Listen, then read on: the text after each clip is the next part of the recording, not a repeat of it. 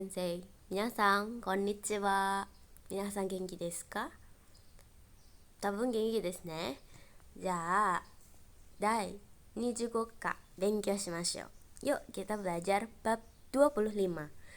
Nah, kali ini untuk bab 25 aku rasa kalian pasti udah pernah belajar bentuk dasarnya ya. Tetapi kita latihan kosakata dulu yuk. Kangaemasu, berpikir atau memikirkan. Tsukimasu, datang atau tiba. Ryugaku shimasu, bersekolah ke luar negeri ya.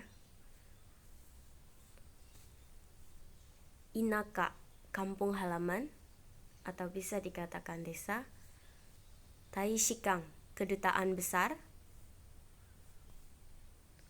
Oku, ratusan juta. Tenking, pindah tempat kerja. Tetapi masih dalam satu perusahaan yang sama ya, hanya pemindahan tempat kerja saja, atau pindah ke cabang atau pindah ke pusat. Maksudnya seperti itu, namanya tenking. Ayo selanjutnya. Jadi kosakata bab 25 cukup sangat sedikit. Kita langsung beralih ke pola kalimat ya. Pola kalimat bab 25.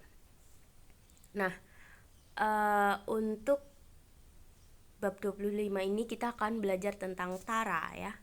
Nani tara. Oke, kita akan merubah dulu bentuknya. Ini sensei salah tulis ya. Kok bentuk ya? Harusnya bentuk masdes dulu. Jadi bentuk masdes kita akan coba ubah ke bentuk tara. Yang pertama coba ada ikimas. Ikimas ya. Di sini cara bentuknya adalah pertama, minasang harus ingat-ingat dulu perubahan bentuk ta ya. Perubahan bentuk ta, baru minasang tambah ra. Contohnya nih, itara ya. Ikimas ya, bentuk ta kan ikimashita. Jadi ita tambah ra, itara. Ikimaseng menjadi inakatara. Ya, dari ikana ya, ikanai. Jadi lampau jadi ikanakatara ya. Oke. Next, samui desu. Samui jadi apa? Samukatara. Yang keempat, samukunai menjadi samukuna katara. Oke, ini nomor 1 2 itu kata kerja. Nomor 3 4 kata sifat i. Oke, nomor 5 kata sifatna ya. Hima desu akan menjadi hima datara. Nomor 6 juga masih sama, kata sifatna. Hima ja arimaseng menjadi hima janakatara. Selanjutnya, ame desu berarti akan berubah jadi apa nih? Amedattara. Oke. Kata benda lagi ameja arimaseng, berarti tidak hujan, akan menjadi ameja nakattara. Oke, masih ada nih arimas ya, karena arimas cukup berbeda dengan yang lain, berarti akan berubah menjadi attara. Oke. Dan terakhir arimaseng. Arimaseng otomatis akan berubah menjadi nakattara. Oke, sampai detik ini ada yang masih bingung nggak perubahannya? Saya tekankan lagi ya, perubahan bentuk tara itu berasal dari bentuk kamus yang atau bentuk ta ya, lebih tepatnya bentuk ta ditambah ra. Oke, bentuk ta ditambah ra. Oke, kita lanjut. Nah, ini untuk penggunaan tara ya. Untuk penggunaan tara, yang pertama adalah menyatakan setelah. Oke. Contohnya ini. Kaigi ga uwattara tabemashou. Nah, untuk kata setelah ini bentuk tara, penggunaan tara ini hanya digunakan untuk rencana atau kegiatan ke depan. ya, kegiatan ke depan atau rencana atau ajakan. Jadi tidak bisa digunakan untuk masa lampau. Oke. Makanya bagian akhir tuh cuma bisa tabemasho atau tabetaides atau tabemas ya. Jadi tidak bisa untuk masa lampau, itu nggak bisa. Selanjutnya, ichijikang benkyou shitara yasumimasu. Ya, setelah belajar dalam 1 jam akan beristirahat. Oke, yang kedua itu menyatakan perandaian ya. Jadi andaikan, kalau dan lain sebagainya ya. Jadi berandai-andai menggunakan tara itu. Yang pertama, okane ga attara sekai juu ni ryoko shitai desu. Jadi andaikan ada uang, saya ingin berwisata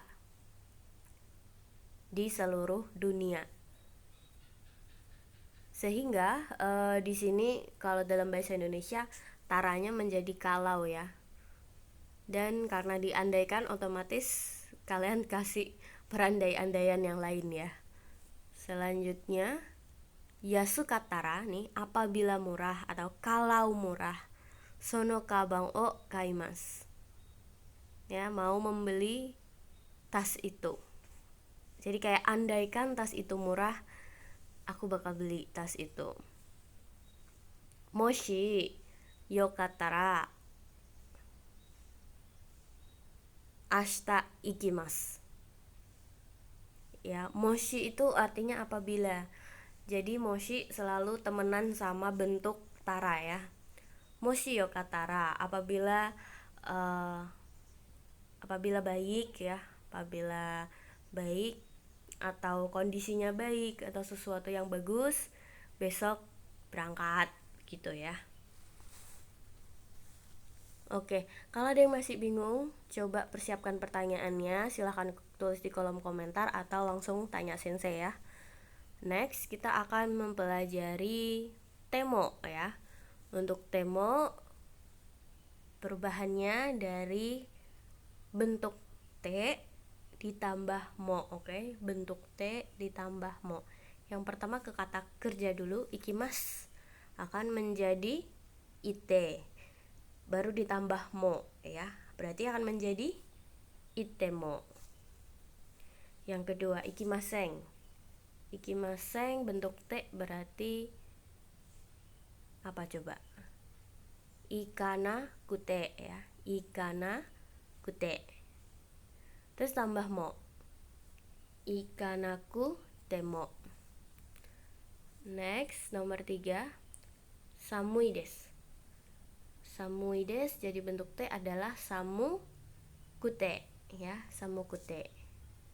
Samu kute ditambah mo menjadi samu kutemo. Nah, kemudian samu kunai.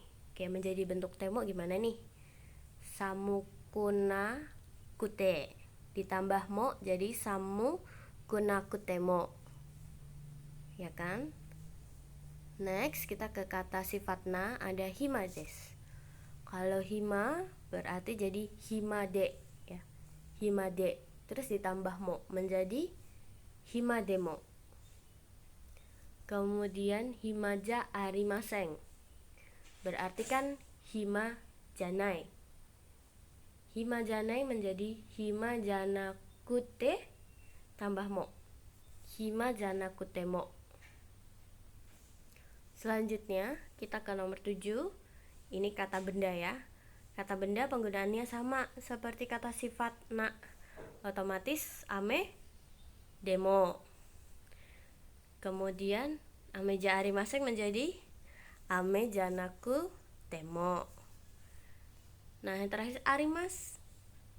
Masih ingat arimas itu akan menjadi nai kan? Nai berarti naku temo ya. Oke, next. Selanjutnya ada arimaseng.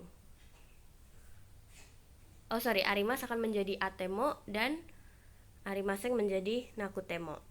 Untuk perubahannya ya, temo itu bisa menyatakan meskipun, kemudian bisa menyatakan kontra dengan suatu yang terjadi, dan biasanya diikuti dengan kata ikura ya.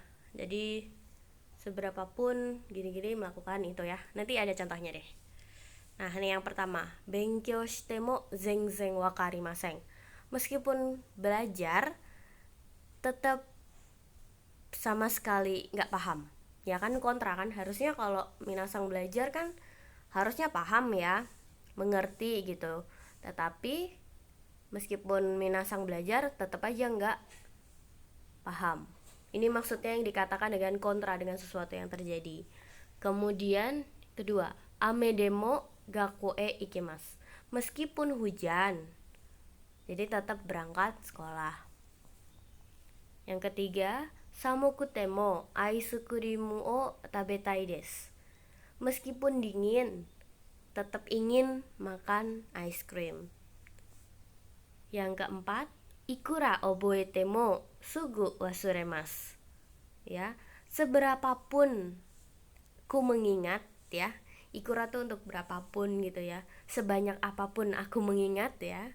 Sugu wasuremasu, langsung